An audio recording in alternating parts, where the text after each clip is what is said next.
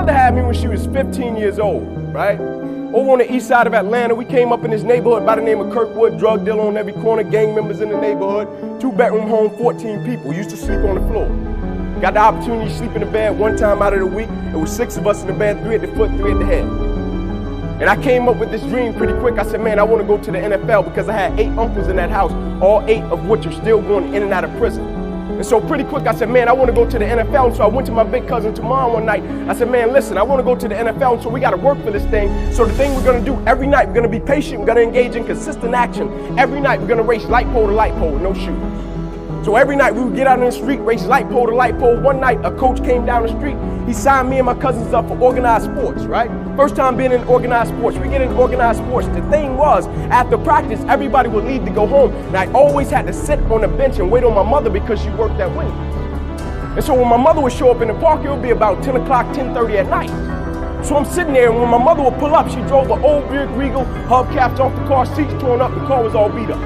And she would pull up in the park 10:30 at night. I would jump off the bench. I would sprint over to my mother. I would say, Mom, if you don't mind, can you please sit back in your car and turn on your car lights? I have to do some extra drills. I have to go to the NFL. She would never have to work another day in your life. And I knew my mother was tired. And every night, my mother would sit back in that car, and those car lights would hit that field. And he had a 7-year-old kid doing backpedaling drills, running sprints, running laps, chasing his dream to go to the NFL. But just beyond those car lights, I could always connect with my mother's eyes. So it made me dig a little bit deeper. It made me push myself a little bit further. It made me work a little bit harder. It created a certain level of sweat equity in what I was doing. It created a certain level of pride. And so I went to Crim High School, one of the lowest performing public schools in the whole state of Georgia. Dropout rate higher than the graduation rate. People didn't go to college. I went to Crim my first day. I walked through the doors. The metal detecting cop said, what's your plan, little man? I said, my plan is to go D1. He said, nah, you'll probably end up in cell block D1. I said, nah, you got the wrong guy. He said, nah, you'll probably end up in cell block D1. I said, nah, you got the wrong guy. After my freshman year, my mother and father both came to me and they said, Inky, we're transferring you from this place. You got a scholarship at Tucker High School. They said, all you have to do is come and play your next 3 years. They guarantee you a scholarship to Georgia. I said, please, leave me at one of the lowest performing public schools in the whole state of Georgia. I can get a scholarship from this place. Son, nobody goes to college from there. Please, let me stay here. I can make it from this place. They transferred me anyway. First football game, tore the ligaments in my ankle, out for the season, ended up in a wheelchair. Went back to my parents, will you please transfer me back to one of the lowest performing public schools in the whole state of Georgia? My pastor said, Inky, you really want to go there? I said, please transfer me back there. I need to go back there. And so the summer going into my senior year, we got blessed with a new coach. He came to me, I was done with football. He said, man, please come and work out for me. Just do one workout for me. I said, okay, coach, I'll come out, I'll work out. I ran a 40-yard dash, I did some cone drills. He came up to me after the workout. He said, son, what college do you want to go to? I said, man, I just want to go D1. He said, no, you're not hearing me, son. What college do you want to go to? I said, man, I just want to go D1. He said, after the first couple of games, we'll put together a tape and we'll see what happens. After the first 2 games, I had 9 touchdowns. It was all she wrote from there. And I'll never forget the day the University of Tennessee came in and a coach took a chance on me. He sat down with me and he said, son, I want to offer you a full scholarship to the University of Tennessee. It was so crazy. I responded and I told him, I'm coming. And he laughed. He said, son, I don't even think you understand how the whole process works. I said, no, I don't think you understand. I said, you're talking to a kid that comes from a 2-bedroom home, 14 people. You're talking to a kid that every morning when I caught the bus, I would race to be the first one at the bus stop, and I would be standing there shaking my book bag and my jackets out to make sure there were no roaches and rats. So when I tell you I am coming, you don't even have to waste the university's money. I don't have to see the campus. I don't have to see the city. You offer me a scholarship, I'm coming. He said, yeah, Ink, but I still want you to take an official visit. I agreed. I went up on a Friday night. I'll never forget, they took me to Calhoun's on the River. It's a restaurant in Knoxville, Tennessee. We come out, we got a host, right? And so the job of a host, they're supposed to show you a great time on campus, take you to parties, make you fall in love with the place. And so I come out with my host and he said, Ink, there's a sorority party, there's a barbecue, and there's a basketball game. Which one would you like to go to? I said, man, if you don't mind, can you take me to my hotel? We pull up to the hotel, I'm getting out of the car. He said, wait, are you sick? I said, no, I'm not sick. You see, what my host didn't understand, that night at the Marriott, that was my first time standing in bed by myself. Think I cared about a sorority party? Think I cared about a barbecue or a basketball game? But the next day when I saw that coach, I thanked him, and I still do this until this day when I see him. I said, thank you, not only for changing my life, but changing a whole generation's life that you don't even know you touched. So when I got back to Kirkwood, I went to everybody that told me I wouldn't make it. I went to that cop in that lunchroom and I said, I told you, you had the wrong guy. So now everybody's response was, Ink, why did you fight so hard to come back to Crim High School? You had a guaranteed scholarship across town at one of the top programs. Why did you fight to come back with a dropout rate was higher than the graduation rate, son? Why did you fight to come back to this place? And I said, you guys are missing a boat. And the thing that people didn't understand, the reason I had that decision and choice to make, it wasn't about Inky Johnson. Every night I slept on that floor with those roaches and rats, had 3 little cousins that slept on that same floor as me.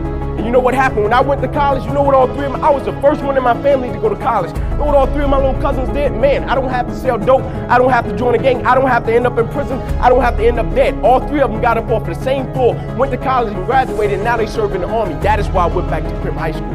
Had nothing to do with me.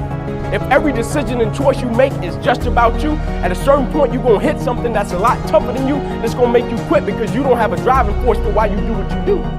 But when I got up to the University of Tennessee, it was simple.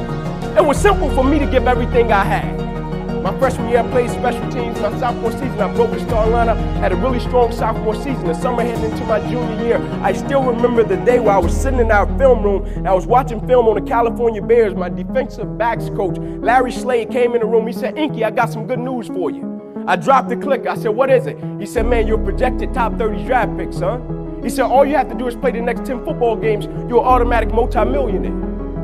I went out of the room. I called my mother and my grandmother on the 3-way. I said, after this season, there will be no more struggle. I said, we would never miss another meal. I said, we would never experience another Christmas where we had to stand on the side of the curb and just be grateful.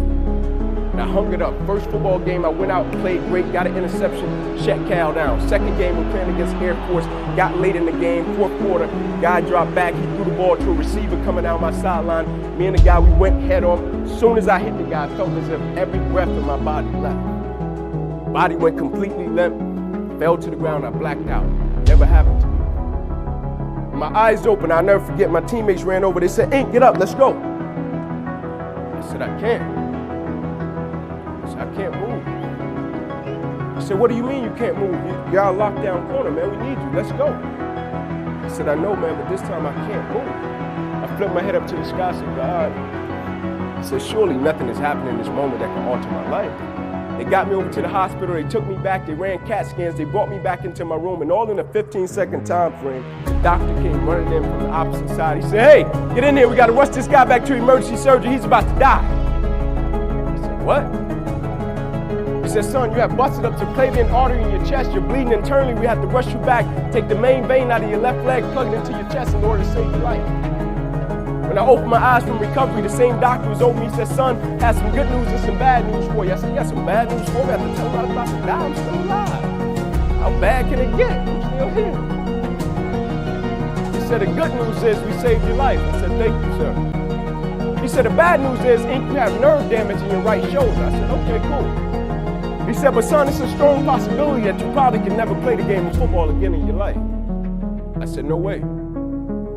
I said, no disrespect to you, Doc, but I've been working for this ever since I was 7 years old.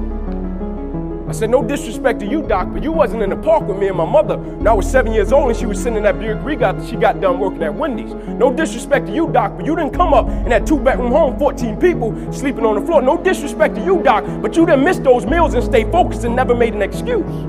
I never cheated. I never cheated. Like my conscience still until this day won't let me cheat. Like I can't cheat. I can't look myself in the mirror and say, Ink, you did a good job knowing that I cheated. I can't cheat.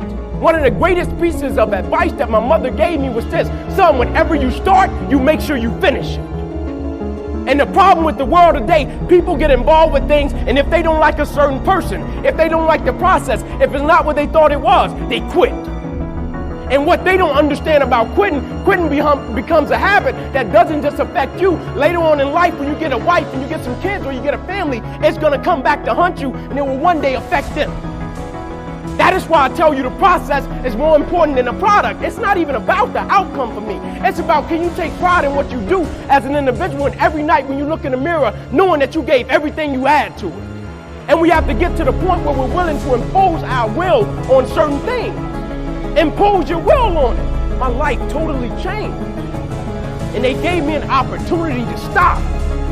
And most people, when you give them an opportunity to stop while they're chasing something, they take advantage of it because they feel as if, man, why did this have to happen to me? I felt as if, why not me? This is the perfect opportunity to use this to be a blessing to somebody else. And you know what? It's not even about me to be truthful. It's not even about me. Now it's about repaying the people that invested in me and saw something in me when I couldn't see it in myself. At a certain point in life, it can't just be about you. And the moment that we understand that, and every day we wake up, we understand that life is a blessing and life is a gift. And if you were to check out today, how would you want to be remembered? It's bigger than you. And no money doesn't have to be attached to it. It's about learning to work from the inside out in life and not from the outside in. When you work from the inside out in life, you understand your why, you understand your how, and you understand your what.